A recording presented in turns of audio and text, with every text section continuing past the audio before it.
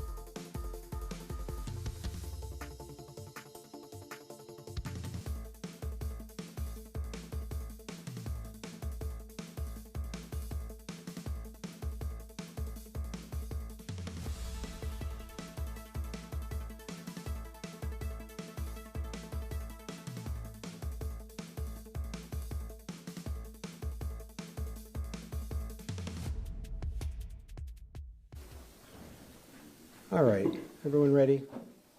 All right, thank you for being here this morning. As we all know, on July 19th, which was a few days ago at this point, we received some 911 calls regarding an incident that was taking place at a Sheetz in South Toledo. Our officers responded, and after a series of events unfolded, we had an officer-involved shooting that unfortunately resulted in the death of the suspect. As we always do, we feel it's important to come together and share what we know with the media as soon as possible. It does take a couple days, just the logistics of going through the video, interviewing the officers involved. It is a process, we can't do it the next day, but doing it as quickly as we do, we believe is important in terms of maintaining and building upon the trust that's so essential to police-community relations. I say it every time, but I'm just going to continue to emphasize it. In other communities, when events like this happen, news conferences like this and video like this is released, but it always takes several weeks, sometimes months. And in that one case in Chicago a couple years ago, it took a year and a half before they got to the news conference we're having today, 5 days after the event. So it doesn't change the events that took place, but the speed with which we turn this around and share what we know with the public, we believe is important for transparency and trust. We had an internal conversation like we always do earlier in the week with a group that we call the Rapid Response Team, sort of an internal group of community leaders, pastors, civic leaders to share what we know. But then that is always a prelude to what's happening here this morning, which is a sharing of the same information with the public. So with that, I'm going to turn it over to our Chief of Police, Michael Trenley. All right, thank you, Mr. Mayor. All right, thank you everybody for joining us today. So as the Mayor mentioned, we're here to talk about the officer-involved shooting on Sunday morning. It happened at 1950 South Reynolds, the Sheetz. We started receiving 911 calls about a male in the parking lot waving around a gun. We did receive 2 911 calls, and including, I believe, the second call, the 911 caller was still on the line with 911 when officers arrived. So officers, when they arrived on scene, encountered D'Angelo Fields. As you can see, he's a 37-year-old male. He does have a last known address here in town. However, most of his time was spent outside of state, in the Illinois area, where he had an extensive criminal history, including aggravated robbery, burglary, and an armed habitual criminal. So as we go through, we'll play you the first 2 911 calls, and then we'll get into the officers' videos. So here's our first 911 call. How you doing? Good, how are you? I'm all right. My little brother just called me, said he was getting some gas at the Sheetz on Reynolds. Okay. Said a guy up there is waving a gun with dreadlocks. Did he give you any other information? He said he up there, he got a messed up eye. He said he followed into the gas pump and kept coming to the car. Then he shot him with a gun.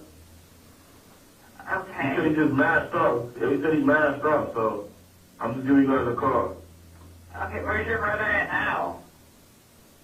He said he just pulled off from the Sheetz on Reynolds. Okay, did he say where the mail was? Yeah, he said he's still up there. He got dreadlocks, got a messed up eye. Okay, did he say what he was wearing at all? I didn't even ask. I just recorded you guys. Okay. And what's your name, sir? Okay. Is the male, was he white, black, or Hispanic? Correct. Okay. All right. He said he had dreadlocks and a messed up eye? Yep. Okay. All right, I'm going to go ahead and get this in. I'll notify crews, have a ground check, okay? Appreciate you, thank you. Yep, thank you. Bye.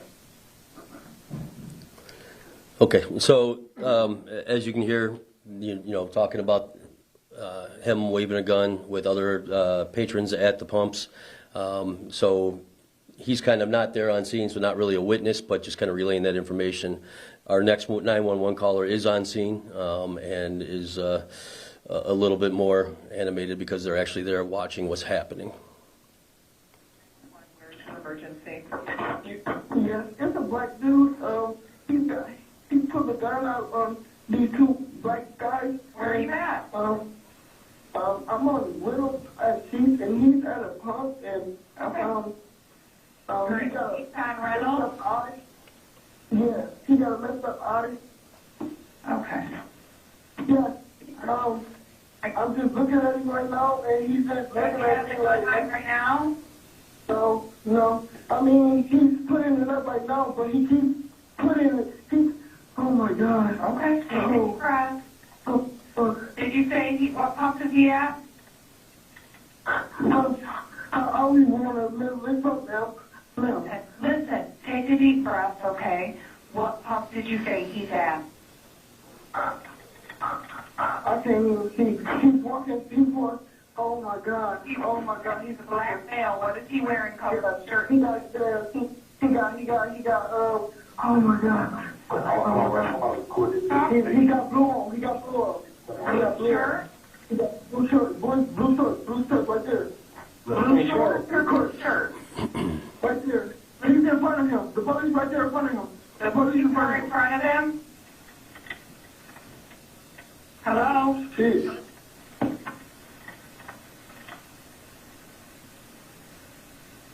Hello? Okay, so the officers are responding to the scene, and the first officer on scene is a one-man unit. Obviously, they're equipped with this information from our dispatcher. So we went from a male waving a gun to now a male has pointed a gun at a couple of patrons. So the officers, responding knows there's an armed suspect. So that's what's going through his mind as he's coming onto the scene. He is a one-man unit, so there's going to be a little bit of, for his tactics and everything else, there's things that have to happen being a one-man unit. He doesn't have any backup yet. That's on the way. But he still rushes to the scene, encounters the suspect, and tries to apprehend the suspect. So we'll go ahead and play that video now.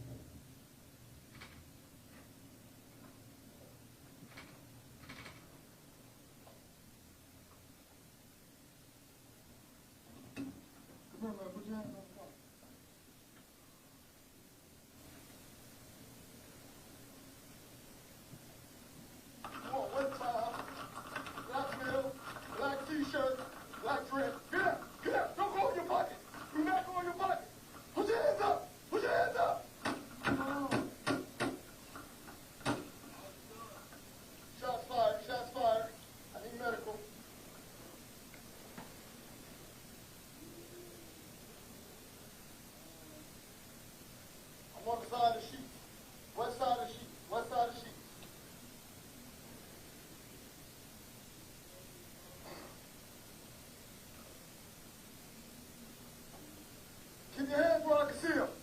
Keep your hands where I can see them. Keep your hands where I can see them. I'm literally right here on him. He's down. Keep your hands where I can see him. Keep your hands where I can see him. Where's the gun? Where's the gun? You were reaching. Where's the gun? You were reaching. Where is the gun? Keep your hands where I can see him. Where is the gun? You were reaching for it. He kept reaching. He tripped and fell. He kept reaching.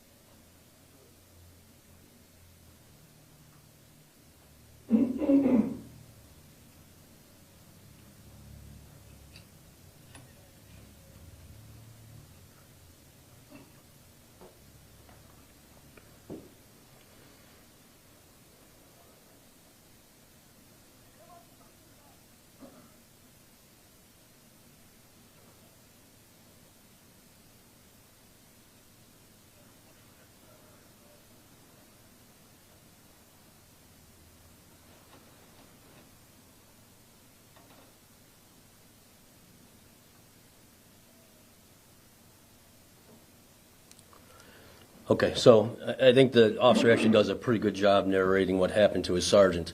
So when he encounters the suspect, he takes off running. He trips, falls on his back, and it's hard to see because it is dark, which is another component of the fact that not only is a one-man officer, you can see he's there by himself for a long time, but it's also, hard to see, it's darker. Those are all things that contribute to confusion and everything at a scene. But the officer did a great job, sees him trying to pull the gun out. I'll tell you, as a one-man unit, trying to fight with somebody over a gun is one of the hardest things there is to do. So the officer, in order to preserve his own life, backs off and gives him orders to not reach for that gun, but unfortunately the suspect decided to try to pull the gun out of his waistband. At that time, you saw the officer fired. He did fire 6 times. The officer, it struck the suspect 5 times, chest, arms, and I think 1 in the flank on the side there. Unfortunately, as you guys are aware now, the suspect did succumb to his injuries, but while unfortunate, officers have to make that life and death, decision every day out there on the streets. So at this point, we're confident the officers, did a good job, did what they had to do, and as always, when we're involved in shootings, this will continue to go through the process. We have interviewed the officer, and we are good with his statements. They're consistent with what the video shows us. But as always, this will continue to go through, be presented to the grand jury. We'll have our own internal review as well. But right now, I'm thankful that we have the officer still with us. It's unfortunate. Nobody wants to take another individual's life, but every day when you put this uniform on and come to work, that's a unfortunate reality that it could happen in this job. This is the firearm that was recovered. I guess it's pronounced Sky, SCCY. It's a CPX 9mm. As you can tell, there was one in the chamber. You saw him when he was trying to clear the weapon. The round fell out, and the officer picked it up, and then there was one more inside the magazine. At this point, the officer is back to work, and we're just continuing with our investigation. So that concludes what we have prepared. I will gladly take any questions. You mentioned it a little bit, but just talk about the different tactics that are needed when you're a one-man unit responding to something like this versus if he did have someone with him. Yeah, it depends. So our officers, when they're a one-man unit, they have to use their judgment of whether they rush to the scene or if they, slow down and wait for a second officer to come and back them up as they're coming into the scene. Obviously, as an officer, anytime somebody's life's in danger, which was pretty evident by the callers, unfortunately, you have to place yourself in harm's way and go in and act. And that's what this officer did. Once the suspect runs, you don't know where he's going to go, what he's going to do. He's already threatened people with a gun. It's incumbent upon that officer to end that threat so there is not another violent encounter with another citizen out there. Do you by chance know how many of your officers are one-man units or how many have partners? I don't have the specific breakdown. We have just, based on the sectors of our city, we have officers that work one man and some that work 2-man. All of our command does work a one-man unit, but the majority of our officers are in 2-man units, but we do have quite a few one-man units out there every day.